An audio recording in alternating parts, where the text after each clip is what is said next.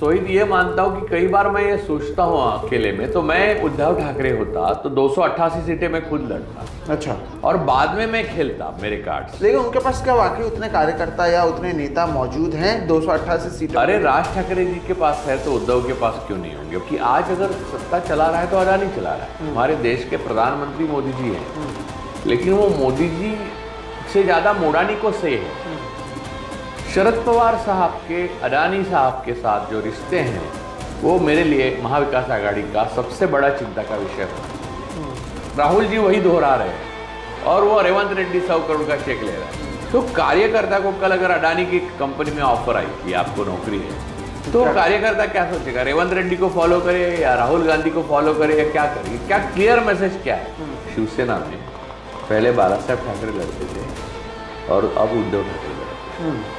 जो कैंडिडेट दिया जाता है उसको नहीं बोलते, लोग उद्धव ठाकरे को बोलते हैं। तो बीजेपी नहीं चाहती कि एकनाथ शिंदे पावरफुल रहें, इसलिए राज ठाकरे जी को उन पे लगा के रखा। अंदर वॉर चल रहा और इसमें एक मोहरा राज ठाकरे जी, तो ये वॉर भी इंटरेस्टिंग है। और वो महाविकास आघाड़ी की अपनी कमियां हैं, वैसे महायुति की अपनी कमियों में गिना जाएगा। लोगों में बहुत गुस्सा है, लोग चाहते हैं कि सबक सिखाए, लेकिन आप समझिए हरियाणा में क्या लोगों में गुस्सा नहीं था?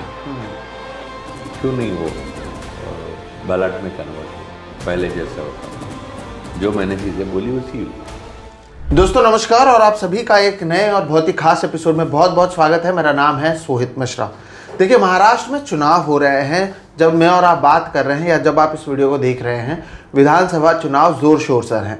हमने देखा राहुल गांधी से लेकर उद्धव ठाकरे से लेकर नरेंद्र मोदी से लेकर हर कोई महाराष्ट्र में आ रहा है। महाराष्ट्र का ये चुनाव कितना महत्वपूर्ण है, इस चुनाव के बाद कितना कुछ बदल सकता है या नहीं बदल सकता है, और इस चुनाव में आखिर हो क्या रहा है, यही सवाल हर किसी के मन में है। तो आज इसी सवाल पर हम जवाब चाहते हैं या फिर समझना चाहते हैं कि आखिर ज़मीनी हकीकत क्या है। और उसके लिए एक बार फिर से बहुत समय बाद हमारे साथ जुड़े हैं राजू परुलेकर सर। बहुत बहुत स्वागत है सर। लोग पूछ रहे थे बार बार कि क्यों नहीं आ रहे, मैंने कहा था नहीं आएंगे और लगातार हम बातचीत करने वाले हैं। दुखी है तो आज हम बातचीत करते हैं, क्या दुख है क्या सुख है, हर चीज़ पर।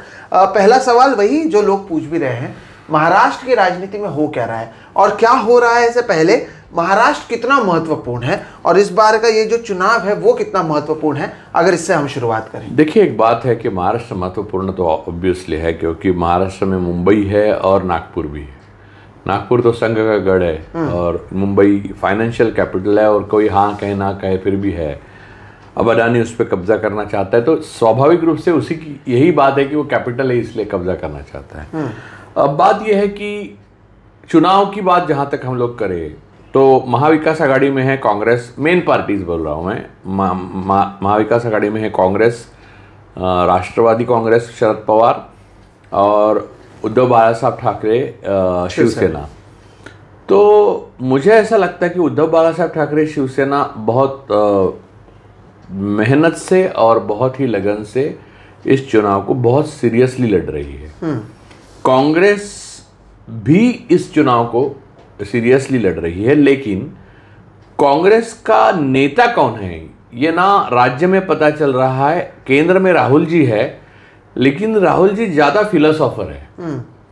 एक नेता में एक बायलैटरल टॉक करता है नेता लोगों से, यानी आपको अगर बात करनी है, इंदिरा जी के टाइम में था और राहुल जी कि आप टाइम मांगो, यानी कोई भी नहीं, लेकिन एक लेवल तक आप अगर मान तो टाइम मिलता था और आप जाके बात कर सकते थे, और उस बात को गंभीरता से उसका विचार भी किया जाता था। आज की तारीख में राहुल जी छोड़कर, या राहुल जी ने अगर डेलीगेट पावर करते हैं किसको, तो किससे बात करनी है ये किसी को नहीं मालूम। यहाँ के नेता जो है राज्य की, यहाँ की जो ये वो नेता भी, कई नेता यानी वहाँ मुलाकात करने के लिए नेताओं की, यानी आप वेणुगोपाल साहब हो या राहुल जी हो खुद, तो पत्रकारों को पूछते हैं यार कुछ मुलाकात करवा। राहुल गांधी से मुलाकात किसी के भी, यानी अच्छा। वो एक्चुअली पत्रकार काबिल होते हैं ऐसा नहीं है। हाँ। वो पत्रकार भी किसी और से पूछते हैं। हाँ। तो ये जो स्थिति है ये मुझे लगता है इलेक्शन के लिए बहुत मैटर करती है। अब आप उद्धव ठाकरे से बात कर सकते हो, आप शरद पवार साहब से बात कर सकते हो, लेकिन आप कांग्रेस में किससे बात करें? हाँ। और अंतिम निर्णय यहाँ के अध्यक्ष हैं, यहाँ के यूनिट के नाना पाटोली जी, वो बहुत अच्छे नेता है, लेकिन प्रॉब्लम यह है कि वो अंतिम निर्णय नहीं ले सकते, फिर दिल्ली में पूछना पड़ेगा उनको। अगर दिल्ली में पूछना पड़ेगा तो दिल्ली में भी किसी से बात करने के लिए हमको भी आज़ादी होनी चाहिए, हमको, यानी मुझे नहीं, आपको नहीं, जो नेता उनके कार्यकर्ता है, वो सामान्य कार्यकर्ता भी है तो उसको, लेकिन वो तो है ही नहीं। इसलिए जो फैसले आते हैं वो कौन करता है और कहाँ से आते हैं ये समझता नहीं है। हरियाणा में कांग्रेस 70 से 75 सीटें आराम से जीत रही थी, लेकिन यही बात हुई कि किससे बात करे, उल्टा यही किसी को समझ में नहीं आया। कुछ बातें मुझे उद्धव जी ने, मैंने एक इंटरव्यू में कहा है कि उद्धव जी ने खुद बोला कि उनको यह मालूम था कि चयन करने वाली एक जो संस्था थी, एक बेसिक चयन, बाद में तो पार्टी की तरफ से किया, वो संस्था ही अमित भाई ने हाईजैक कर ली थी। अच्छा, हाँ, कांग्रेस की। हाँ। और ये बात उद्धव जी को मालूम थी अच्छी तरह से। उद्धव जी खुद ये जानते हैं इन लोगों को अच्छी तरह से, क्योंकि उनके फादर से लेकर वो भाजपा को अंदर से और आरएसएस को जानते हैं ना, कांग्रेस से तो कई गुना ज्यादा जानते हैं। तो वो चाहते थे कि ये कांग्रेस तक पहुंची जाए, बात पहुंचाई जाए और इस चयन प्रक्रिया को बदला दिए, उसमें बदलाव लाया जाए। हरियाणा में उनका, उद्धव ठाकरे का अपना कोई पर्सनल गेन लॉस था नहीं, ये हरियाणा चुनाव की बात, हरियाणा चुनाव के बारे में मैं बोल रहा हूँ। लेकिन वो अंत तक ये ढूंढ नहीं पाए कि बताना किसको है ताकि बदलाव आ जाए। तो मुझे बोल रहे थे ये स्थिति हरियाणा के बारे में, जहां मेरा कुछ लेना देना नहीं था। अब मैं तो डायरेक्ट पार्टी हूं यहां पर, तो मेरे लिए कितना तकलीफ, स्ट्रेसफुल होगा ये बात। यानी ये एक आपका साथी कह रहा है, तो ये सोचने वाली बात है। मैं महायुति के बारे में हम लोग बाद में बात करेंगे, उनका अपनी टेंशन से और उनके अपनी प्रॉब्लम से, लेकिन उनके बारे में बात करने के लिए उनके पास पावर है, उनके पास पैसा है, उनके पास इलेक्शन कमीशन है, उनके पास जुडिशरी है, उनके पास माँ है, सब कुछ है। तो यहाँ पर समस्या ये है कि इनमें तालमेल बनने के लिए कांग्रेस में एक यूनिलैटरल नहीं, बायलैटरल कम्युनिकेशन सिस्टम जो डेवलप होना चाहिए लीडरशिप के बीच में। और राहुल जी का जो जायज़ गुस्सा है वो जायज़ जगह पर जायज़ टाइम में बड़ी निष्ठुरता से प्रकट हो और एक अनुशासन पार्टी में पैदा हो, और जो लोग अनुशासनहीनता से बिहेव करते, कितने भी बड़े उनको निकाला जाए। ये सारी चीजें नहीं हो रही है, इसलिए आप सीट जीतेंगे, लेकिन एक ओवरऑल एक कोलिशन का जेल है ना होना, वो नहीं हो रहा है। उसकी मुझे लगता है कि बहुत कांग्रेस को और महाविकास आघाड़ी को फिक्र करनी चाहिए, एक बात।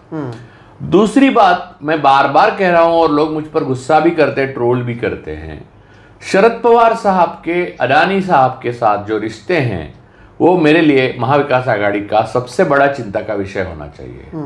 क्योंकि शरद पवार साहब कुल मिलाकर उनको बेटे जैसा मानते हैं, उनकी आत्मकथा में भी लिखा है। और मैंने कई बार कहा ये भी बात कि वो शाम था, यानी कुछ कोई करना चाहता था जिंदगी में, तब शरद पवार साहब से उनकी मुलाकात हुई।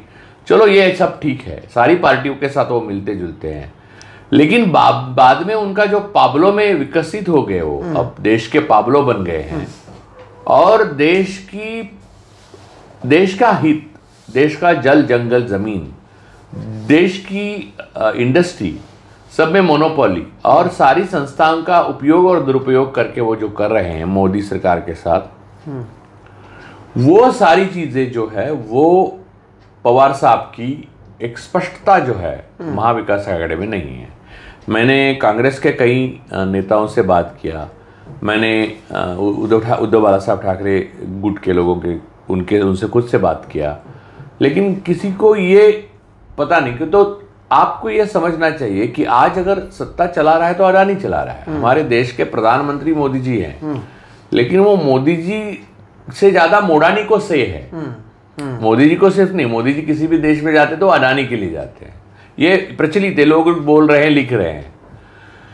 तो वहां पर क्योंकि बाद में एग्रीमेंट आता है अडानी के साथ, तो ये हमारे जहां तक कि हमारे देशों, कई देश हमारे साथ दुश्मन बन गए इस वजह से, बांग्लादेश हो, पड़ोसी श्रीलंका हो, कहीं फिर भी ये हो रहा है। नेपाल ने तो अपनी करेंसी चीन से छपवाना शुरू कर दिया। हाँ, तो बात यह है कि ये होने के बावजूद भी उनका गठबंधन या फिर उनका इनकी ये जो एक साथ है उनका, वो इतना जबरदस्त है और वो पूरे देश के लिए बड़ा घातक है। और ये बात ऐसा नहीं कि पवार साहब इतने बड़े नेता है कि 60 साल की राजनीति है उनके, मोदी से बहुत बड़े सीनियर है, तो उनको मालूम नहीं। उसके बावजूद भी वो अडानी के पक्ष में हैं। और धारावी के साथ जो अडानी ने किया है, यानी धारावी में जो टेंडर में था उससे ज्यादा कई गुना ज्यादा जमीन, और जो प्राइम लोकेशन की मुंबई की जमीन उसने हाथिया ली। असल में उसको टेंडर में नहीं होता है तो उसको बाहर होना चाहिए नियमों के अनुसार। फिर मिनट्स ऑफ द मीटिंग गायब है। आप वो एक आर्टिकल है एक वेबसाइट पे, वो आपको मैं भेज देता हूं। ये सारी चीजें होने के बाद भी पवार साहब एक लफ्ज भी उसके खिलाफ या इस बारे में नहीं निकालते। अपने आप में महाविकास आघाड़ी सत्ता में आती भी है तो ये बात ये दर्शाती है कि महायुति से क्या अलग होगा फिर। लेकिन यहाँ पे सर क्या हुआ कि एक तो कांग्रेस की ओर से अदानी का मुद्दा उठाया जा रहा है। उद्धव ठाकरे ने दशहरा रैली में वर्षा गायकवाड़ जी उठा रही है, राहुल गांधी केंद्र में तो उठा। देश में पहले मुद्दा तो राहुल गांधी ने उठाया। मैंने थोड़ी उठाया, राहुल गांधी ने उठाया। बाद में हिंडनबर्ग रिपोर्ट आया। लेकिन मैंने जब देखा तो उद्धव ठाकरे दशहरा रैली में इसकी बात करते हैं।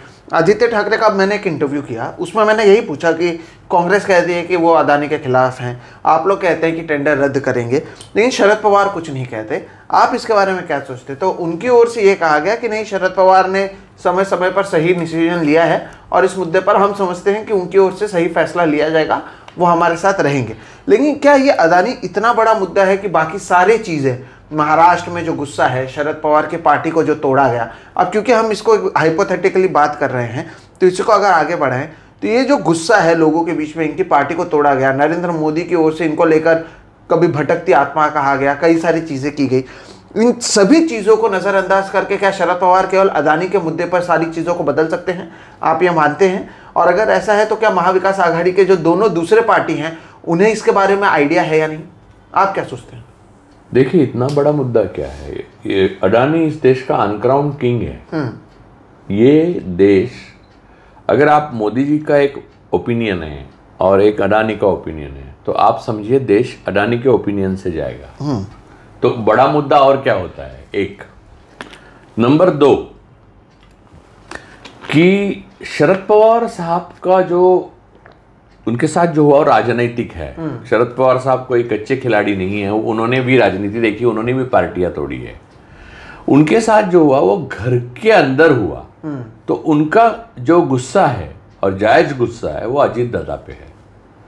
अब एक तो अजीत दादा पे है, दूसरी बात यह है कि मोदी या अमित शाह से उनका एक अपनी लड़ाई है, वो अलग है।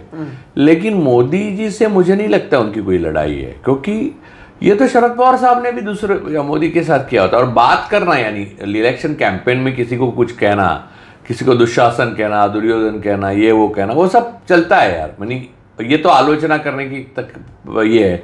मोदी कई बार नीचे के स्तर पे उतर जाते हैं, यानी कि बेटियां बच्ची वगैरह पर आ गए हैं, वो अलग एक चैप्टर है, उस पर हम अभी नहीं आते।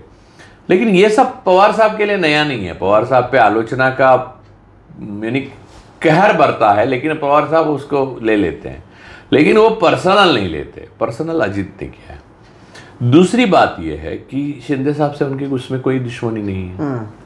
शिंदे से क्या दुश्मनी है? अल्टीमेटली पवार साहब का ये बार बार शिंदे साहब को मिलना था 2-3 बार, वो अडानी की मामले में था। और ये मुझे पर्सनली यानी एक सोर्स से पता चला, लेकिन सोर्स कौन, फालतू नहीं था, कांग्रेस के एक बहुत बड़े नेता ने मुझे बताया कि मैंने कुछ गलत, मैं बोला शरद पवार साहब वो जरांगे पाटिल का पॉइंट लेकर इनको मिल रहे हैं शिंदे साहब को। बोले नहीं, पवार साहब अडानी के मामले को लेकर मिल रहे हैं। तो मैंने कहा आप डिस्टर्ब नहीं हुए इस बात से? बोला हम करें क्या, डिस्टर्ब होके क्या करेंगे आप बताइए? तो हम अपनी चद्दर यहाँ पर फाड़ सकते हैं और क्या कर सकते हैं? तो और पार्टी लाइन में जो एक रेवोल्यूशनरी फोर्स होता है वो कांग्रेस में नहीं है। यानी यहाँ का जो नेता है यहाँ के यूनिट का, जैसे नाना जी हैं, नाना पाटोले साहब, वो अगर डिस्टर्ब हैं तो ऊपर से नीचे तक कांग्रेस डिस्टर्ब होती है, ऐसा कुछ नहीं होता। वहां जाके रेवंत अन्ना रेड्डी 100 करोड़ रुपया ले लेता है अडानी से, तो भी कुछ रेवोल्यूशनरी एक्ट नहीं होता। अगर राहुल गांधी की जगह इंदिरा जी होती तो रेवंत रेड्डी सीधा मुख्यमंत्री हो या कोई भी हो रास्ते पे आ जाता। तो आप लोगों को जो बता रहे हो, your action should be match by your readiness to give effect to your conviction. तो राहुल जी की जो बातें हैं, जो कन्विक्शन है, वो दिखता है, वो उसके ऊपर मैं किताब ही लिख रहा हूं, लेकिन वो कन्विक्शन को वास्तविकता में लाने के लिए जो आपकी रेवोल्यूशनरी एक्ट होना चाहिए, निष्ठुरता होनी चाहिए और अनुशासन होना चाहिए, वो संगठन में दिखाई नहीं दे रहा है। इसका फायदा पवार साहब भी उठा रहे, शिंदे साहब भी उठा रहे और बीजेपी तो उठा ही रही है। तो क्या इसका अल्टीमेटली अभी जो हम सोचते और हरियाणा की जो हार है, उसकी वजह सबसे बड़ी यही है। और महाराष्ट्र में मैं डरा हुआ हूं ये इनके हार की वजह से। मैं डरा हूं, मेरे लिए नहीं है, महाविकास आघाड़ी के लिए। अगर हम एनालाइज करें महाविकास आघाड़ी के लिए तो डरना चाहिए उनको, तो डरना चाहिए, तो इस वजह से डरना चाहिए। ये सारे फैक्टर जो है वो उद्धव ठाकरे गुट को अकेला छोड़ देते मैं उसी लड़ाई पे था कि क्या एक तरीके से, क्योंकि ये मैं मानता हूं, एक मिनट, मैं सोहित ये मानता हूं कि कई बार मैं ये सोचता हूं अकेले में, तो मैं उद्धव ठाकरे होता तो 288 सीटें मैं खुद लड़ता। अच्छा। और बाद में मैं खेलता मेरे कार्ड्स। लेकिन उनके पास क्या वाकई उतने कार्यकर्ता या उतने नेता मौजूद हैं 288 सीटों? अरे राज ठाकरे जी के पास है तो उद्धव के पास क्यों नहीं होंगे? प्रकाश आंबेडकर जी के पास है तो उद्धव ठाकरे के पास नहीं, मेरा मतलब विनिंग कैंडिडेट। उद्धव ठाकरे जी, देखिए विनिंग कैंडिडेट शिवसेना का एक इतिहास रहा है। वो जो कैंडिडेट देते हैं वो विनिंग कैंडिडेट है। शिवसेना ने ये शिंदे कौन थे? सही बात। क्या कर रहे थे? छगन भुजबल कौन? क्या करते थे? ऑटो चलाते थे। ऑटो चलाते थे। छगन तो उनको विनिंग कैंडिडेट कहा जा सकता है? नहीं। तो शिवसेना हमेशा कैंडिडेट को विनिंग कैंडिडेट बनाती है। ये एकमात्र पार्टी है महाराष्ट्र में। बाकी पवार साहब के सारे फ्यूडल ऑर्डर है और 26 ऐसे हैं राष्ट्रवादी और कांग्रेस के जिनके अपने शुगर फैक्ट्रीज है, वो अपने आप में ईडी का भक्ष बनने के लिए तैयार है। तो ऐसे लोगों को टिकट देने का मेरा मतलब ही नहीं समझता कभी। और सारे जो फ्यूडल लॉर्ड्स हैं वो कांग्रेस की तरफ से और इसके उम्मीदवार आए हैं। थोड़े से हैं 2-4 लोग जो आम आदमी होंगे। आप देखिए कि सतेज पाटिल, बंटी पाटिल जैसे कद्दावर नेता के साथ जो घटना हुई कोल्हापुर में, वो एक सबक है कांग्रेस के लिए। ऐसा ही नहीं, इतना ही नहीं, मैं जब अशोक चौहान छोड़ के गए थे, इन्होंने वसंत चौहान साहब को लोकसभा का टिकट दिया, तब मैंने कहा था कि वसंत चौहान साहब की तबीयत ठीक नहीं है, वो डायलिसिस पे, इससे ज्यादा मैं बात नहीं कर सकता था, किसी के बारे में बुरा नहीं बोल सकता ना, तो डायलिसिस पे रहते हैं, उनको टिकट नहीं देना चाहिए। फिर भी कांग्रेस ने बिना सोचे समझे पूछे जाने किसी बात करके किसी से कुछ नहीं किया, तो वो गुजर गए। अब फिर से दूसरी इलेक्शन, अब वो पता नहीं वो जीतेगी कि नहीं, यानी एक सीट कम हो जाती है। तो ये सब तय कौन करता है? ये सब कम्युनिकेशन कौन संभालता है? ये सब लाइन ऑफ, देखिए आप एक वॉर पे जाते हो तो वॉर कितने फैक्टर्स होते हैं वॉर जीतने के लिए? उसमें से सबसे बड़ी लाइन क्या फैक्टर होता है मालूम है? Supply line. यानी हिटलर को रशिया के एकदम अंदर जाने के बाद सबसे बड़ी प्रॉब्लम क्या हो गई कि उसकी सप्लाई लाइन इतने लंबे सीमा तक, यानी इतने अंदर तक, यानी वो बर्लिन से वहां वाल्डियोस्टॉक, फिर स्टालिनग्राड, फिर लेनिनग्राड, फिर मॉस्को के करीब 300 किलोमीटर वहां तक सप्लाई लाइन, यानी पूरा डीजल, पेट्रोल, खाना, कपड़े सब अपनी सैनिकों के लिए वो पहुंचाना एक दिक्कत का काम हो गया। वो ना ऊपर से भेज रहे थे, यानी क्योंकि पूरा विंटर चल रहा था, तो सप्लाई लाइन जैसा होता है ये। तो आपकी इंफॉर्मेशन की एक सप्लाई लाइन रहती है, ऊपर से नीचे इंफॉर्मेशन आती है, फिर नीचे से ऊपर आती है, वो बहुत ही स्मूथ होनी चाहिए। कांग्रेस की वो है ही नहीं। मुझे तो कई बार लगता है ये ऑप्टिकल फाइबर के जमाने में वो अभी भी वो टक टक टक टक टक, वो हेलो हेलो हेलो, हम लोग नहीं क्या ट्रंक कॉल लगा के बैठे रहते हैं, वैसे का कम्युनिकेशन चल रहा है। यानी ये एक रूपक है, आप समझ लीजिए, यानी किस तरह से वो कर रहे हैं। तो ये जो टूटी हुई, यानी बिखरी हुई और खत्म हुई कम्युनिकेशन की supply line, bilateral supply line है, उससे कांग्रेस बार बार मात खा रही है। कांग्रेस को यह तय करना चाहिए, ये नेता है, इसका ये जिम्मेदारी है और इसको ये जवाबदेह है नहीं तो ये इसकी अनुशासन की ये है और इसकी कीमत उस इतनी है। आपको अडानी से बात नहीं करनी है या करनी है, आपको पैसे लेने या नहीं, ये सारी चीजें और ट्रांसपेरेंसी के साथ जनता के सामने रखनी चाहिए, तब जाके राहुल गांधी जी के दिमाग में जो है वो कांग्रेस कर रही है ये पता चलेगा। लेकिन अभी सर कई दर्शकों के मन में भी ये सवाल हुआ, मेरे मन में भी सवाल है, वो ये है कि अगर कांग्रेस की ये स्थिति है तब भी वो 2024 लोकसभा में महाराष्ट्र में 13 सीटें प्लस एक इंडिपेंडेंट 14 सीटें कैसे जीत पाई। और वो तो यही कहेंगे कि देखो आप ये कह रहे हो कि हमारी ऐसी परिस्थिति है, दूसरी तरफ हम 14 सीटें जीत पाए, सबसे बड़े पार्टी के रूप में उतरे महाराष्ट्र में।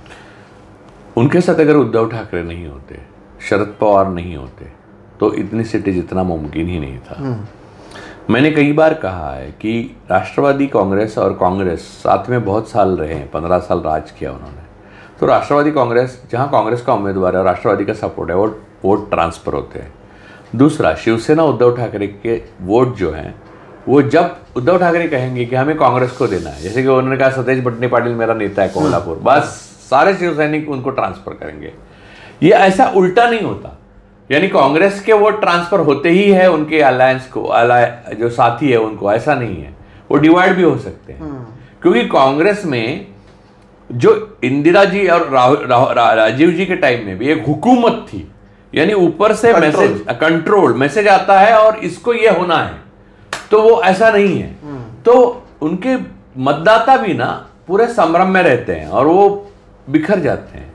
तो कांग्रेस की सीटें ज्यादा आई क्योंकि उद्धव ठाकरे और शरद पवार साहब का त्याग है उसमें, क्योंकि उन्होंने अपने सारे वोट ट्रांसफर कर दिए। हो सकता है उधर उनके उम्मीदवार होते। अब देखिए मैं उदाहरण देता हूं, अब कोल्हापुर तो नेचुरल सीट तो उद्धव जी की थी, तो वहां सतेज बंटी पाटिल जी ने जोरदार वो करके और विश्वजीत कदम ने शाहू महाराज को खड़ा किया दिखाने के लिए राहुल जी को। अब शाहू महाराज जी को खड़ा किया तो शाहू महाराज ने उनको वो डाला कि शर्त रखी कि मैं हाथ पे लड़ूंगा, मैं मशाल पे नहीं लड़ूंगा, पंजा पे लड़ूंगा। तो फिर वो कांग्रेस की सीट हो गई, तो उद्धव के हाथ से वो सीट चली गई। अब जाके जब उनकी बहू खड़ी की सतेज पाटिल ने उनको टिकट दिया और एक कार्यकर्ता लाटकर को नहीं दिया, तो बहू ने और उनके बेटे ने मालोजी राजे ने आकर वो उम्मीदवारी लास्ट मिनट को वापस ली, जाके सतेज बंटी पाटिल बुरी तरह से फंस गए। तब जाके उनको पूरा सपोर्ट और आधार किसने दिया? दूसरे दिन जाके उद्धव ठाकरे ने। तो ये जो कांग्रेस की अंदर की राजनीति और ये जो फ्यूडलिज्म चलता है, एक घर से 4-4 लोग, यो तो राष्ट्रवादी में भी चलता है। तो ये सारा राहुल जी को बंद किए बिना ये जो अलीगॉर्क अडानी अंबानी जैसे लड़ाई जो लड़ रहे हैं वो लड़ नहीं सकते। ये एक रेवोल्यूशनरी मूवमेंट चलाने की कांग्रेस को जरूरत है और राहुल जी को जरूरत है। स्पेशली मैं उनसे अपेक्षा करता हूं, प्रियंका जी से अपेक्षा करता हूं, बाकी लोगों से तो क्या अपेक्षा करूं, क्योंकि बाकी लोग तो तामील ही कर सकते हैं ना हुकुम की। बाकी लोग तो इंतजार कर रहे हैं राहुल जी क्या बोल रहे हैं। राहुल जी बोल रहे हैं एक और रेवंत रेड्डी 100 करोड़ का चेक ले रहा है, तो मैसेज क्या जाता है? तो कार्यकर्ता क्या सोचेगा कि अगर समझ लीजिए आप कांग्रेस के कार्यकर्ता हो, राहुल जी बोलते हैं कि अडानी, और वो Adani is a very big criminal syndicate, इसमें कोई शक नहीं, वो दुनिया भर में मशहूर है, केनियन कोर्ट से लेके। लेकिन अब हिंडनबर्ग ने बोला, ये समझ लीजिए राहुल जी वही दोहरा रहे हैं और वो रेवंत रेड्डी 100 करोड़ का चेक ले रहा है। तो कार्यकर्ता को कल अगर अडानी की कंपनी में ऑफर आई कि आपको नौकरी है, तो कार्यकर्ता क्या सोचेगा? रेवंत रेड्डी को फॉलो करे या राहुल गांधी को फॉलो करे या क्या करे? क्या क्लियर मैसेज क्या है? तो ये क्लैरिटी ना होने की वजह से कांग्रेस का बहुत बड़ा नुकसान हो रहा है और कांग्रेस के साथी जो हैं उनको भी ये प्रॉब्लम हो जा रही है। वहां के अब जिला के नेता जो है ना, यानी डिस्ट्रिक्ट के नेता महाराष्ट्र में, वो बड़ी फुर्ती से एक सीट मांगते हैं। अब उद्धव ठाकरे के उनके उनके उनके उनके सरदार है, जैसे संजय राउत साहब है और विनायक राउत है और भी लोग उनके साथ बैठते हैं और ये सीट हमको चाहिए, ये सीट हम जीतेंगे। और अरे आप मांग रहे हो तो वो आप ये दिखाने के लिए कि गांधी फैमिली को कि मैं जीता के ला रहा हूं, लेकिन ओवरऑल वो कोएलिशन पे इसका क्या इफेक्ट होगा वो आप सोचिए ना। तो अब वो कोल्हापुर वाली सीट में लोकसभा में क्या हुआ कि उसमें दूसरा नुकसान हो गया उद्धव ठाकरे का। उन्होंने जिद में सांगली में सीट खड़ी की, वहां विश्वजीत कदम ने जिद में अपना सीट खड़ा किया। वो कांग्रेस का टिकट मिलता तो विशाल पाटिल को नहीं करते क्योंकि सपोर्ट, क्योंकि फिर वो हमेशा के लिए सांगली का वो होता, वो अपक्ष खड़ा किया और फिर इंडिपेंडेंट खड़ा किया। तो उद्धव ने जिद ने, तो वो जिद की वजह से क्या हुआ कि हाथकणंगले की उद्धव ठाकरे की सीट गिर गई और वो सांगली के भी चली गई, फिर वो विशाल पाटिल को कांग्रेस में विश्वजीत लेके आए। ये जो टुच्चा पॉलिटिक्स है ना, यानी मेरे मित्र है विश्वजीत, एक बहुत अच्छे नेक इंसान है, सतीश बिंटी पाटिल भी बड़े नेता है, दोनों नेता है और उन दोनों के प्रति मुझे बहुत रिस्पेक्ट है। लेकिन ये टुच्ची राजनीति है ना, ये लंबे की फैसिज्म के खिलाफ की लड़ाई में आपको कामयाबी नहीं देगी, ये मैं आज बता के रखता हूं। और इस पर राहुल जी को ध्यान देना चाहिए। अगर राहुल जी इस पर ध्यान नहीं देते, मुझे नहीं लगता है हमारा कोई भी एपिसोड राहुल जी ने पढ़ा होगा, सुना होगा, कुछ किया होगा। लेकिन अगर कभी गलती से सुन लिया तो उनको ये ध्यान देना चाहिए। अगर नहीं देते तो ये देश तो डूब ही रहा है। यहाँ के 100 करोड़ लोग प्रेशन पे जी रहे हैं। उनको एजेंडा आरएसएस और उनकी ऑक्सिलरी स्ट्रक्चर जो ऑक्टोपसी संगठन है, सकल हिंदू सेना और ये वो, उन्होंने एक ही एजेंडा दिया है, आप भगवा लेके जाओ, अब्दुल को टाइट करो, मस्जिद के सामने आवाज करो। ये सारी देर अपने बच्चों को यूएस और यूरोप में भेज दिया है। और अमित शाह के बेटे आईसीसी के वो बन चुके हैं। तो ये सारी चीजें जो देश में हो रही है, इतनी निराशाजनक होने के बाद कांग्रेस अगर रेवोल्यूशनरी फाइट नहीं लड़ती तो ये हमारे आपके सबके हित में नहीं है।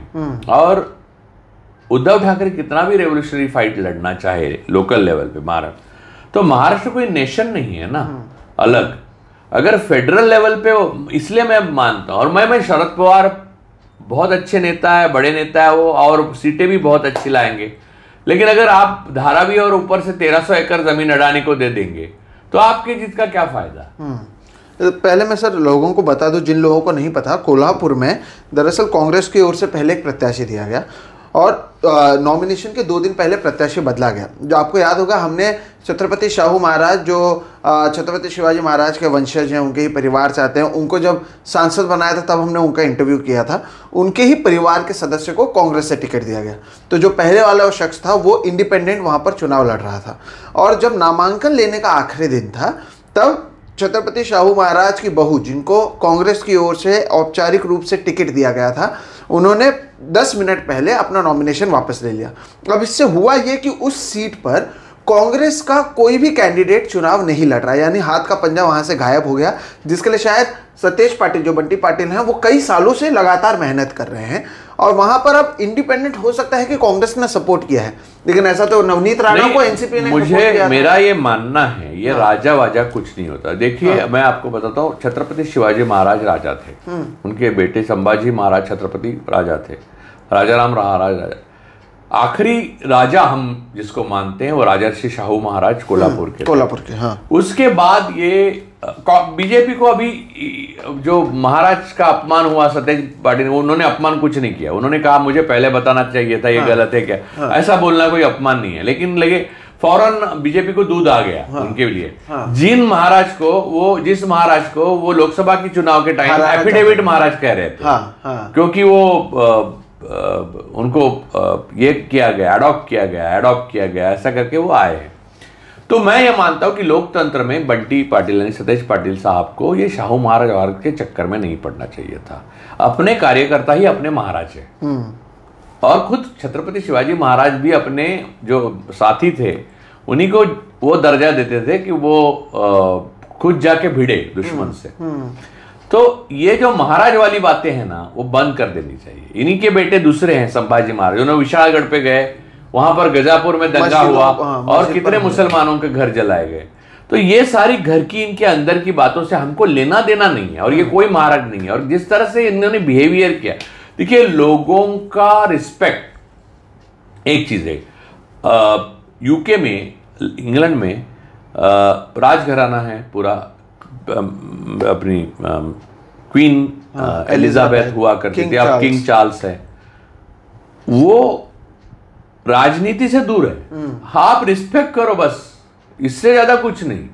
आदमी तो आम आदमी, यहां से गया हुआ ऋषि शौनक भी हुआ प्रधानमंत्री बनता है। तो लोकतंत्र का मतलब आप ये फ्यूडलिज्म खत्म कर दो जड़ से। लेकिन इसके बिना ना कांग्रेस जी सकती है ना राष्ट्रवादी कांग्रेस जी सकती है।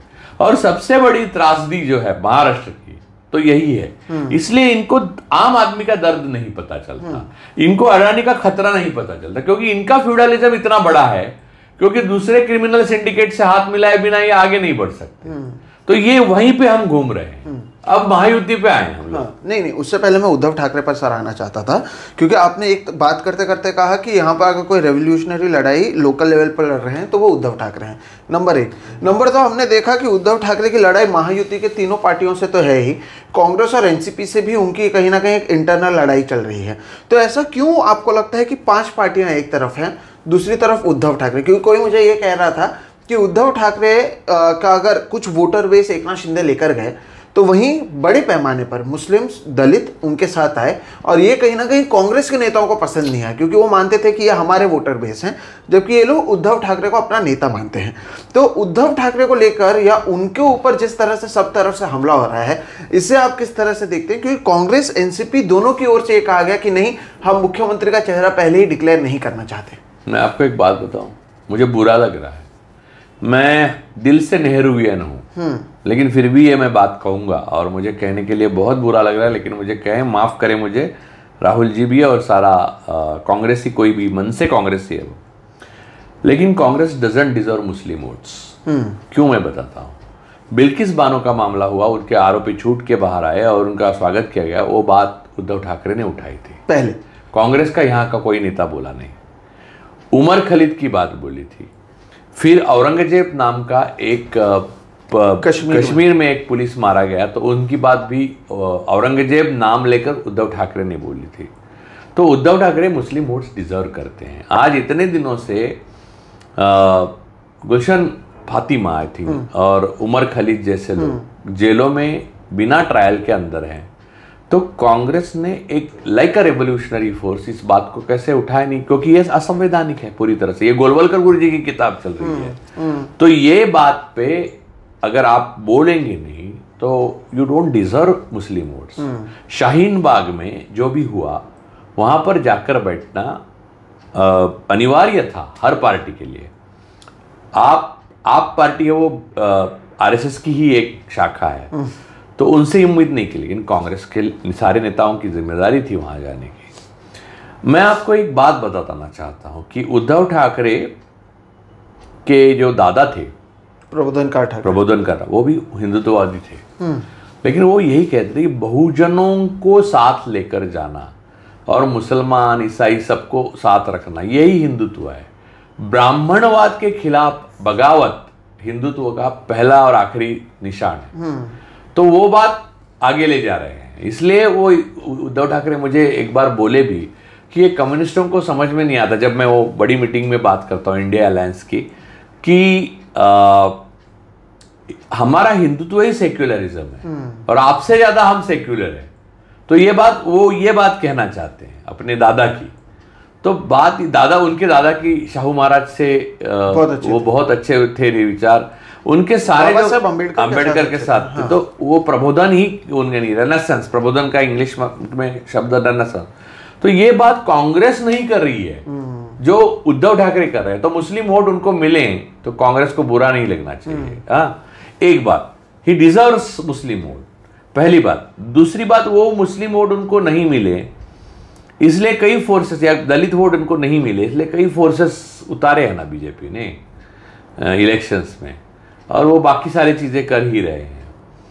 लेकिन मैं एक मानता हूं कि कांग्रेस आला कमान अगर उद्धव ठाकरे को प्रॉपर सपोर्ट करे और पावर दे तो एक बहुत ही अच्छी साझेदारी महाराष्ट्र के लिए होगी। तो ये शिवसेना और कांग्रेस की जो साझेदारी है वो राष्ट्रवादी कांग्रेस और कांग्रेस से बेहतर होगी। लेकिन ये फॉल्ट स्टेट लीडरशिप है कांग्रेस का कि सेंट्रल लीडरशिप है? सेंट्रल, मैंने बोला ये फॉल्ट दोनों का है, लेकिन सबसे बड़ा फॉल्ट ये जो सप्लाई लाइन है कम्युनिकेशन की, वो कांग्रेस की यहां से नीचे से ऊपर जाने वाली सप्लाई लाइन बर्बाद है और ऊपर से नीचे आने वाली सप्लाई लाइन बर्बाद है। कौन किसको क्या मैसेज पास करना, अरे कार्यकर्ता को जहां नहीं मालूम अपने नेताओं को करना क्या है, यानी कहना एक है, वो भाषण में सुन ही रहे हैं। लेकिन अगर आपका मुख्यमंत्री अडानी को मिल रहा है तो आपका नेता राहुल जी अगर कह रहे हैं कि he is enemy of the people, तो उसका अर्थ क्या हुआ? कौन पावरफुल है, मुख्यमंत्री या राहुल जी? तय करना चाहिए। उसका अनुशासन होना चाहिए और उसकी सजा होनी चाहिए। अगर ये नहीं है तो कार्यकर्ता संभ्रम में रहेगा, और दिस इज सो डिसअपॉइंटिंग। और मुझे एक कांग्रेस के कार्यकर्ता ने बताया, यानी उसने कहा कि मेरा नाम कभी मत लेना, लेकिन हमें इतना डिप्रेसिंग फील होता है कई बार कि हम पता ही नहीं चलता कि हम इतनी बड़ी लड़ाई इतनी कम संसाधनों में कैसे लड़े, इतनी पैशनेटली लड़ने के लिए जो एक नेतृत्व की तरफ से एक फोर्स यानी कृति में होना चाहिए, वो कहीं आ ही नहीं रहा है। ये बहुत बड़ी प्रॉब्लम है, और वो सारी चीजें उद्धव ठाकरे के पास है। और आपको मालूम है, आपने तो इंटरव्यू किया है आदित्य ठाकरे को, उनकी logical analytical bend of mind और उसका एक्शन आप सब देख रहे हैं। लेकिन मैं यही पूछना चाहता था महायुति पर आने से पहले कि उद्धव ठाकरे के बारे में अब ये लोग कहते हैं कि अरे आपके पास विनिंग कैंडिडेट नहीं है, आपके पास विनिंग कैंडिडेट। 40 लोग उनके पार्टी को छोड़कर चले गए। एक तो उन्हें इन्होंने इतने समय तक तैयार किया। मैंने ये सवाल आदित्य से भी पूछा था कि आप इतने समय तक इन्वेस्ट करते हैं, तैयार करते हैं, ग्राउंड तैयार करते हैं, और अचानक से वो एक दिन चले जाते हैं, फिर आप वापस वही नए शाखा प्रमुख जो हैं या उप शाखा प्रमुख हैं उन्हें टिकट देते हैं, लेकिन ये माना जाता है कि ये विनिंग कैंडिडेट नहीं है। आप इसे किस तरह से देखते हैं, नंबर 1? और नंबर 2, क्या आपको लगता है कि उद्धव ठाकरे अगर महाविकास आघाड़ी की सरकार बनती है तो उनको मुख्यमंत्री बनना चाहिए या नहीं? दूसरे सवाल का जवाब देने से मैं कहूँगा कि चुनाव शिवसेना में पहले बाला साहब ठाकरे लड़ते थे और अब उद्धव ठाकरे लड़ते हैं। जो कैंडिडेट दिया जाता है उसको नहीं वोट देते लोग उद्धव ठाकरे को वोट देते हैं।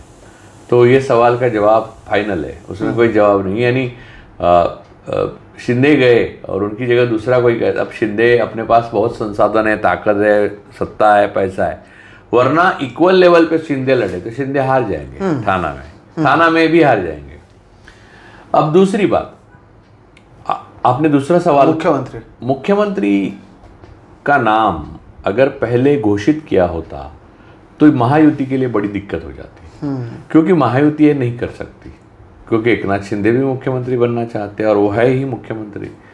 वहाँ देवेंद्र फडणवीस लाइन में है और उन्होंने बहुत त्याग किया है पहले अपने मुख्यमंत्री पद का, बड़े दिल से अपनी पार्टी के कहने पर एकनाथ शिंदे के लिए।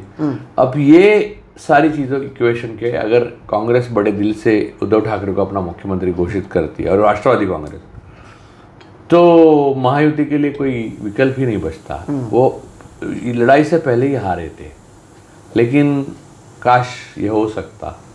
ऐसी कई चीज़ें हैं जो हमेशा हमें लगता है काश ये हो सकता, तो उसमें से एक ये काश ये हो सकता। ठीक, अब हम बात करते हैं। इसलिए नहीं कि मैं उद्धव ठाकरे को बहुत चाहता हूँ, ऐसा नहीं, मैं किसी पॉलिटिशियन को नहीं चाहता। मुझे मालूम है स्ट्रेटेजिकली ये करेक्ट है। हमने कोविड में देखा, हमने 2019 स्ट्रेटेजिकली ये करेक्ट है, क्योंकि आप किसी भी सर्वे को निकालिए तो पॉपुलर इसमें मुख्यमंत्री पद के उम्मीदवार आप उद्धव ठाकरे दिखेंगे महाविकास आघाड़ी की तरफ से, तो उनका नाम ही दे देता है, तो सामने हलचल मच जाती है। तो शिंदे भी फिर खर्चा क्यों करेंगे यार, उनको बनाएंगे नहीं तो डिक्लेयर करना पड़ेगा। फिर अगर वो डिक्लेयर देवेंद्र जी को करेंगे तो फिर शिंदे जी पीछे हट जाएंगे, शिंदे के करेंगे तो बीजेपी के कार्यकर्ता पीछे हट जाएंगे। इनकी प्रॉब्लम ही हो जाती है, उनके लिए डेडलॉक था सिचुएशन। लेकिन ये खेल खेलने के लिए एक लीडरशिप में क्वालिटी होनी चाहिए, उसकी मैसेज की कम्युनिकेशन लाइन एकदम फॉल्टलेस होनी चाहिए। वो कांग्रेस में नहीं है, और राष्ट्रवादी कांग्रेस का कुछ अलग चल रहा है, उसमें मैं नहीं आना चाहता, क्योंकि वो मैं जानता हूं कि वो किस तरह से खेलते हैं पवार साहब। ठीक, उस पर भी मैं आऊँगा लास्ट में। लेकिन अब महायुति की बात करते हैं। हमने महाविकास आघाड़ी पर दर्शकों सभी बात की, अच्छी बुरी, उनके जो कंट्रोवर्सीज हैं। महायुति को आप किस तरह से देखते हैं, क्योंकि ऐसा नहीं है कि उनमें सब कुछ बहुत सही चल रहा था। बार बार अजित पवार, एकनाथ शिंदे को दिल्ली जाना पड़ रहा था। बीजेपी के कम से कम आधा दर्जन लोगों को इन्होंने एनसीपी, अजित पवार और एकनाथ शिंदे के पार्टी से एक टिकट दिया है चुनाव लड़ने के लिए। अब भी इनकी ओर से कोई मुख्यमंत्री पद का ऐलान नहीं किया गया है। मुझे तो यहाँ तक सुनना है कि ये कहा गया कि नरेंद्र मोदी को कम से कम महाराष्ट्र में बुलाएं ताकि डैमेज कंट्रोल हो सके। महायुति के बारे में आपका क्या कहना है? महायुति में सबसे ज़्यादा सीट्स बीजेपी की आएंगी। बीजेपी की सीट्स आने के बाद मुख्यमंत्री पद का सबसे बड़े दावेदार अगर माने जाए तो देवेंद्र फडणवीस है। लेकिन शाह और मोदी ने जिस तरह से पैटर्न यूज़ किया, जैसे शिवराज सिंह चौहान के मामले में, खट्टर के मामले में, तो ज़रूरी नहीं जो दिखाया जाता है उसको ही मुख्यमंत्री बनाया जाता है। तो सेकंड नेक्स्ट डार्क हॉर्स अगर कोई है तो आशीष शेलार है। मैं कई बार बोल चुका हूँ, क्योंकि वो अमित भाई के करीबी हैं, वो बीसीसीआई में भी ट्रेजरर हैं, हाँ। और पवार से उनके इक्वेशन बहुत अच्छे हैं, और ब्राह्मणवाद का ठप्पा नहीं लगेगा क्योंकि वो मराठा है, तो फिर जरांगे और ये सारे एलिमेंट को खत्म किया जाता तो आशीष को फेयर चांसेस है। लेकिन दावेदार और हकदार अगर कोई है बीजेपी की तरफ से तो देवेंद्र है फडणवीस। उनको पार्टी ने जिस तरह से उप मुख्यमंत्री बनाया था उसका अगर हर्जाना देना चाहती है पार्टी, यानी उसको वो अपमान उन्होंने जिस बड़े दिल से पार्टी के लिए सहा, तो उनको मुख्यमंत्री बनाना चाहिए। लेकिन जरूरी नहीं मोदी शाह ऐसे डिसीजन लेते हैं लॉजिकल, ये एक बात है। दूसरी बात है महायुति में एकनाथ शिंदे को अब मुख्यमंत्री पद का खून मुंह को लग चुका है, तो वो यहां तक है कि वो मुख्यमंत्री किसी भी हालत में बनना चाहते हैं और वो उस पद से उतरेंगे तो उन्होंने अब 2.5 साल करीब वो मुख्यमंत्री रहने के बाद कोई वो पद को छोड़ना नहीं चाहता, क्योंकि उस पद में वो नशा है जो दुनिया के सारे कोकेन में नहीं है, पावर। तो ये एक बात है कि वो अगर उनको अनुमति मिलती तो 200, मैंने सुना है 288 सीटों के महायुति के खर्चा उठाने के लिए तैयार थे। अच्छा, हाँ। अगर उनको मुख्यमंत्री का चेहरा फिर से घोषित किया जाता तो नहीं, वो ओवरऑल करना चाहते थे कि ये अंडरस्टूड है कि फिर वो मुख्यमंत्री बनेंगे, तो उनको कहा गया थोड़ा सब्र से चलो। लेकिन वो जो अपने कैंडिडेट्स हैं या फिर अपना जो गेम प्लान है उसके लिए उतना ही खर्चा कर रहे हैं। यानी मैंने तो देखा है कि कई पार्टियों ने अपना उम्मीदवार घोषित करने के बाद, यानी ऑपोजिट महाविकास आघाड़ी में, मुख्यमंत्री ने उनको मिलने के लिए बुलाया। अब ऐसा तो कभी हुआ नहीं। तो इसका मतलब उनके पास एक ऐसी चीज है जो चीज आज की तारीख में बहुत इंपॉर्टेंट है। आप अमेरिकन इलेक्शन देखिए, एलॉन मस्क इनके साथ होने की वजह से ट्रम्प की कितनी फायदा हुआ। तो money brings power and power brings money. इस बात पर अगर हम विश्वास रखते हैं तो एकनाथ शिंदे भी दावेदार है मुख्यमंत्री पद के, और वो पावरफुल है। इसलिए बीजेपी नहीं चाहती कि एकनाथ शिंदे पावरफुल रहें, इसलिए राज ठाकरे जी को उन पे लगा के रखा है। राज ठाकरे जी आज देवेंद्र जी के करीब है, लेकिन फिर भी एकनाथ शिंदे जी पर बात कर रहे हैं विरोध में। इसकी वजह यह है कि उनको उनके खिलाफ बात करने के लिए उतना ही पावरफुल और सशक्त नेता की बीजेपी को जरूरत है, और वो खुद बात नहीं कर सकते, तो वो काम राज ठाकरे जी कर रहे हैं। तो राज ठाकरे महायुति का एक हिस्सा है, अटूट हिस्सा है, और उनको लेकिन जिम्मेदारियां जो दी गई है उसमें से ये एक जिम्मेदारी। मैंने इस पे वीडियो भी किया था, एक एनालिसिस कि कैसे एक अदृश्य अलायंस है राज ठाकरे और देवेंद्र नहीं, ये जो हमला है वो बीजेपी के सपोर्ट के बिना हो ही नहीं सकता। अगर महायुति का हिस्सा है, सब लोग मुंह पे बोले। अब देखिए आशीष जी, देवेंद्र जी सब खुद आके बोलते हैं कि अमित के लिए सदा सरवणकर पीछे ले ले, अमित ठाकरे के लिए, जबकि वो अपनी सेफ सीट नहीं दे रहे हैं, सदा सरवणकर को त्याग करने के लिए बोल रहे हैं। ये भी एक विडंबना है। तो सदा सरवणकर पीछे नहीं हटता। अगर एकनाथ शिंदे जी का सपोर्ट ना हो तो सदा सरवणकर की क्या हिम्मत है कि वो पीछे नहीं हटे। तो ये एक अंदर वॉर चल रहा है, और इसमें एक मोहरा राज ठाकरे जी भी है। तो ये वॉर भी इंटरेस्टिंग है, और वो महाविकास आघाड़ी की अपनी कमियां हैं, वैसे महायुति की अपनी कमियों में गिना जाएगा। आपने देवेंद्र फडणवीस की बात की, आपने एकनाथ शिंदे की बात की, आपने राज ठाकरे की बात की। एक और हैं वहाँ पर अजीत पवार, गुलाबी जैकेट पहन रहे हैं। और मैंने अभी नवाब मलिक का इंटरव्यू किया तो उन्होंने कहा कि आप माने या ना माने, आप देखिए कि 23 तारीख को अजीत पवार किंग मेकर के रूप में निकलेंगे, क्योंकि ये इतनी खिचड़ी इस बार पक गई है कि 20-25 सीटें या 30 सीटें जो ला सके वो कहीं ना कहीं सत्ता में बहुत महत्वपूर्ण बन सकता है, जिसमें अजीत पवार एक अहम भूमिका निभाएंगे। इसके साथ ही साथ नवाब मलिक ने ये भी कहा कि ये ज़रूरी नहीं है कि हम भारतीय जनता पार्टी और एकनाथ शिंदे के साथ ही रहें। 2019 में आपने कई चीज़ें बदलते देखी हैं, वो फिर से देख सकते हैं। आप इसके बारे में क्या सोचते हैं? मैं इससे पूरी तरह से इत्तेफाक रखता हूँ, हाँ। नवाब मलिक साहब की बात से, क्योंकि ये लोग यानी अजीत पवार अगर चाहे ना तो वो कोई कम्युनल पॉलिटिशियन नहीं है। उनको नैतिकता भी नहीं मानते, वो अनैतिक है, उनके चाचा भी अनैतिक है, यानी नैतिकता वैतिकता कुछ नहीं है। अनैतिक कुछ अनैतिक ना होता है ना कुछ अनैतिक होता है, राजनीति होती है, बस इतना ही उनको मालूम है। तो हाथ मिलाना उनके लिए कोई बड़ी बात नहीं है किसी और से, अन्य से। अब रही बात 25-30 सीटें आने की, हाँ ये एक उम्मीद है और ये हो भी सकता है और नहीं भी हो सकता है। पवार साहब की पुरजोर कोशिश रहेगी कि अजीत को कितने कम आए सीटें उतना अच्छा है, क्योंकि मैंने अब एक बात बोली नहीं जो बोल ही देता हूं कि पवार साहब का एक एजेंडा तो ये होगा कि ये राजनीति में होते हुए अपनी बेटी को मुख्यमंत्री बनाए, सुप्रिया जी को महाराष्ट्र की। तो उसके लिए वो चाहते होंगे कि अजीत की सीटें इतनी ना आए, तो वो भी तो बड़े खिलाड़ी आखिर अजीत को, लेकिन उसके लिए उन्होंने जो किया है उसकी वजह से अजीत का पलड़ा मुझे थोड़ा ठीक लग रहा है, भारी लग रहा है। क्योंकि पवार साहब ने क्या किया है, बोला 30 साल लेकर अजीत दादा कुछ नहीं कर सका, है ना, तो हमें अब नया खून लाना चाहिए, मुझे रिटायर होना चाहिए, वो सब बोले वो। लेकिन नया खून का मतलब युगेंद्र पवार, यानी लोगों के लिए क्या बदला अब 30 साल और युगेंद्र पवार को आप एक्सपेरिमेंट करेंगे, 30 साल बाद युगेंद्र पवार और कुछ करेगा तो आप यानी आप नहीं रहेंगे, लेकिन कोई और होगा वो ये उसके ऊपर। तो पवार के खेल में कार्यकर्ता किधर है, ये फैमिली बिजनेस है।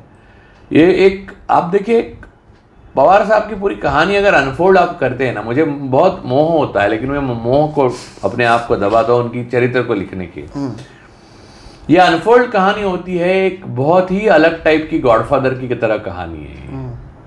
पूरा फैमिली इज इंपॉर्टेंट, सबसे माई प्रायोरिटी इज फैमिली, बाद में सब कुछ आता है। तो ये जो है युगेंद्र पवार, फिर उसके रोहित पवार और ये जो पार्थ पवार, ये अगर यंग पार्थ पवार को अभी पवार ने रिकॉग्नाइज नहीं किया, बड़े पवार ने रिकॉग्नाइज नहीं किया, वो बाहर वाले हैं अभी। तो लेकिन फैमिली है, तो बात यह है कि गॉडफादर में भी ऐसा ही है ना, एक फैमिली है, एक उनका दूसरा जो भाई है सौतेला, दूसरा भाई तो उसका प्रॉब्लम है वो।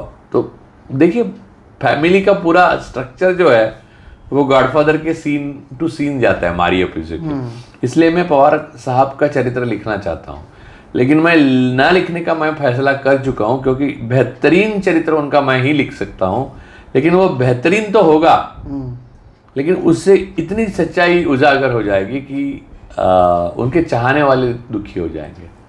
तो मैं नहीं चाहता कि मैं लिखूं अल्टीमेटली, अब पता नहीं आगे जाकर मैं लिखूं भी। तो बात यह है कि ये सारी सीन पे अजीत दादा, शरद पवार साहब, ये दो ऐसे खिलाड़ी है एक ही फैमिली के जो नैतिक है। उनके लिए क्या बीजेपी क्या कांग्रेस। पवार साहब सिर्फ एक दाग नहीं लगने देना चाहते कम्युनल होने का, बस वो इतना दूर रखते हैं बीजेपी को। बाकी उन्होंने बीजेपी सपोर्ट कितनी बार किया है आप देखिए, 14 को किया है, 19 को किया है, नागालैंड में किया है, इधर किया है, तो उनको कोई वो नहीं, परेशानी नहीं। पद्मा विभूषण भी तो मोदी जी ने मैं उनका शिष्य हूं कह कर दिया उनको। तो उनको कोई परहेज नहीं है ये सब चीजों से। जैसे सत्यपाल मलिक साहब ने कहा था कि मोदी जी को भ्रष्टाचार से कोई परहेज नहीं है, बाद में हमको पता चला परहेज नहीं है, उनको बहुत खासी उनको रुचि है उसमें, लेकिन वो बात अलग है। तो पवार साहब की बात राजनीति के लिए ये है कि उनको किसी चीज से परहेज नहीं है, किसी पार्टी से परहेज नहीं है। वो इक्वेशन देखते हैं और अपना सबसे ज्यादा फायदा किस चीज में है वो देखते हैं। ये राष्ट्र, ये संविधान, ये लोकतंत्र, ये सब आप लोगों को सोचने वाली चीजें है। सोशलिस्ट लोगों ने जब पवार साहब यंग लीडर थे तब उन पे थोपी गई है चीजें। एस.एम. जोशी साहब थे, बहुत सारे सोशलिस्ट थे जो उन्होंने समाजवादी पार्टी बनाई थी शरद पवार साहब ने, लेकिन उसमें जनसंघ भी था। सोचने की बात है, उसमें भी आरएसएस था। तो तब से वो सोशलिस्ट लीडर्स जो थे, जैसे नागगोरे, मृणाल गोरे, एस.एम. जोशी, उनको लगता था कि ये शरद राव जो हैं वो आगे जाकर महाराष्ट्र के नैतिकता की राजनीति को बढ़ावा देंगे। असल में शरद पवार राजनीति में अपनी फैमिली और बिजनेस, इसके आगे सारी चीज़ों को रखते हैं। तो लोकतंत्र, संविधान, राष्ट्र, या जो युवा हैं उनके बारे में अगर वो बहुत सोचते हैं तो उनके 60 साल की राजनीति में बहुत कुछ हो सकता था। उन्होंने किया नहीं ऐसा मैं नहीं कहूँगा, उन्होंने बहुत कुछ किया भी, लेकिन उससे कई गुना ज़्यादा वो कर सकते थे। और आज वो कहते हैं कि महाराष्ट्र बहुत तकलीफ में है और महाराष्ट्र की स्थिति कोई अच्छी नहीं है, तो हमें वो बदलनी चाहिए। तो मुझे कई बार सवाल पूछता है, तो यार ये 10 साल छोड़ के तो आप ही के हाथ में था, तो स्थिति कहाँ बदली? वही लीडर है जो बीजेपी में चले गए, जिनको आपने पाला पोसा बड़ा किया, है ना? आपके घर के भी तो गए। तो ये सारी चीज़ें हास्यास्पद भी नहीं है, ये चीज़ें गंभीर है। और मुझे ऐसा लगता है कि ये भारत के ओवरऑल जो मैप है उसमें लोकतंत्र और संविधान की वापसी क्यों नहीं होती और मोदी एरा क्यों नहीं खत्म होता, इसका जवाब भी इसी में छुपा हुआ है। लेकिन फिर ये जो चुनाव हम लड़ने जा रहे हैं, ये मुद्दों पर लड़ा जाएगा या इनके चेहरों पर लड़ा जाएगा, ये लाड़की बहन स्कीम या तमाम दूसरे मुद्दे, किसानों के मुद्दे, ये सारे इम्पैक्टफुल होंगे, या फिर जो पिछले 5 साल में महाराष्ट्र में हुआ है उसके आधार पर ये चुनाव लड़ा जाएगा? आप क्या मानते हैं? ये चुनाव पावर में जो है लोग हैं उनके पास डिस्ट्रिक्ट मैजिस्ट्रेट से लेके आरओ है, चुनाव आयोग है और वीवीपैट मशीन है, उसका सबसे बड़ा कंपोनेंट और रोल रहेगा। उसके बाद रोल आएगा किसका क्या फायदा है। उसके बाद सबसे इम्पोर्टेंट चीज़ अडानी का फायदा किस चीज़ में है, और उसके बाद कुछ नहीं आता। लेकिन फिर लोकसभा में तो उल्टा हुआ, महाविकास आघाड़ी 31 सीटें जीत पाई थी 48 में से, तो क्या वो वाला गुस्सा लोगों में नहीं है आपको लगता? लोगों में बहुत गुस्सा है, लोग चाहते हैं कि सबक सिखाएं, लेकिन आप समझिए हरियाणा में क्या लोगों में गुस्सा नहीं था? क्यों नहीं वो बैलेट में कन्वर्ट हुआ, पहले जैसा होता था, जो मैंने चीज़ें बोली उसी लिए।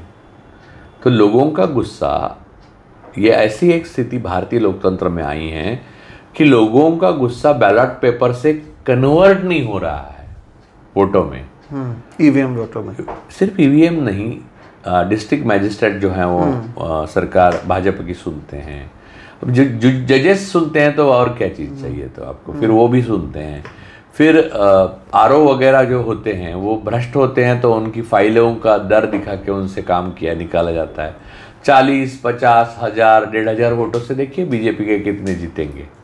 लेकिन तो उस पर निर्भर करता है कि यहाँ सत्ता किसकी आएगी, और इसीलिए मैं ज़्यादा आशावादी नहीं होना चाहता। नहीं, लेकिन सर आपको याद होगा लोकसभा में जब लोग कह रहे थे 400 पार होगा, जिस दिन एग्जिट पोल आया था उस दिन भी हमने कहा था कि हमें जो दिखाई दे रहा है वो ये नहीं है, और हमने रात को 9 बजे लाइव किया था और वैसे ही कुछ हुआ भी। तो अब भी आपको नहीं लगता, क्योंकि समय है 10-15 दिन है ये कवर अप करने के लिए, आप सीटों का बंटवारा हो गया, सब कुछ हो चुका है? नहीं, मैं बताता हूँ कि 240 सीटें भी नहीं मिली थी। एडीआर और वोट फॉर डेमोक्रेसी के रिपोर्ट के अनुसार इनको 161 सीटें मिली थी। 79 सीट्स इंडिया गठबंधन की थी। वो सीट्स मेरी है, उस भूख से अगर वो आज तक आंदोलन करते तो ये इलेक्शन बाकी जो राज्य की है उनके लिए आसान हो जाती। वो बैठे रहे हैं, वो उसी 240 पे खुश है। तो लोगों में ये भी गुस्सा है कि हम पूरा देश की सत्ता बदलने के लिए वोट देते हैं, तो ये तो किसी भी हालत पे संतुष्ट हो जाते हैं। बस 240 होगी तो गठबंधन की सरकार आ गई तो खुश हो गए, फिर मोदी प्रधानमंत्री होकर भी। तो ये सारी चीजें जो है लोगों के दिल में गुस्सा सामने वालों पर भी है। आपकी 79 सीट्स हमने आपको दी, आप हमारे ट्रस्टी हो, आपको लड़ना चाहिए वो सीट्स के लिए, आप लड़े ही नहीं, आपने छोड़ दिया, बस काफी हो गया ना। आप उसके बाद इसी इलेक्शन कमीशन ऑफ इंडिया पूरी तरह से निष्पक्ष नहीं है, पूरी तरह से पक्षपाती है बीजेपी की तरफ। कांग्रेस सबसे बड़ी विपक्ष पार्टी क्या कर रही है? खत लिख रही है। इतनी प्रेडिक्टेबल है, 1 खत लिखती है, 2 खत लिखती है, 7 खत लिखने के बाद 8वां लिखती है, 8 लिखने के बाद 9वां लिखती है, और ट्वीट डालते हैं फिर कि हमने 9वां खत लिखा, उसका जवाब नहीं दिया, अपमान किया। ये कोई लड़ाई है या मजाक? बिल्कुल। तो लोगों में इस बात का भी गुस्सा है जो लोकसभा के टाइम नहीं था। अच्छा, तो लोगों में गुस्सा है, लेकिन क्या वो गुस्से वोट में कन्वर्ट होते हैं ना, ये पता चलेगा। हम नतीजों के दिन फिर से मिलने तो वाले ही हैं, बात करने भी वाले हैं, तो तब भी दर्शकों आपको बताएंगे। लेकिन आज इस वीडियो के ज़रिए हमने दोनों खेमों में, महाविकास आघाड़ी में, महायुति में, उसमें भी जो इंटरेस्टिंग बात है कि जो दोनों पवार हैं, शरद पवार, उनको लेकर जिस तरह की बातें आ रही हैं, अजित पवार जिनको लेकर कुछ जिस तरह की बातें आ रही हैं, इस सब के बीच में राज ठाकरे का आना, इन तमाम चीज़ों को अगर आप देखें तो इस बार का ये जो चुनाव है बहुत ही दिलचस्प होने वाला है। अब 23 तारीख को क्या नतीजे आते हैं पता नहीं, लेकिन इस वीडियो के ज़रिए आपको कमोबेश हमने एक आइडिया ज़रूर देने की कोशिश की है कि आखिर महाराष्ट्र की राजनीति में हो क्या रहा है, और यही कोशिश थी हमारी आपको बताने के लिए। राजू सर, बहुत बहुत शुक्रिया कि आप मिले और इतने खुलकर हमने तमाम नेताओं पर, उनके पार्टियों पर बातचीत की है। दर्शकों, आपको ये वीडियो कैसा लगा ज़रूर बताइएगा। हम इनके साथ और भी वीडियोस करने वाले हैं। आप लोग कमेंट पर पूछते हैं, नहीं हम लगातार वीडियोस कर रहे हैं, बीच में कुछ कारणों की वजह से हम नहीं कर पाए थे, लेकिन जो हमारी बातचीत है उसका दौर लगातार जारी रहने वाला है। आपको ये वीडियो कैसा लगा ज़रूर बताइएगा। वीडियो पसंद आए तो इसे लाइक करें, दूसरों के साथ साझा करना ना भूलें। साथ ही साथ अगर अब तक आपने इस चैनल को सब्सक्राइब नहीं किया है तो वो भी कर लें, क्योंकि हम लगातार इस तरह के वीडियोज़ करते आए हैं और आगे भी करते रहेंगे। फिलहाल हम दोनों की तरफ से नमस्कार।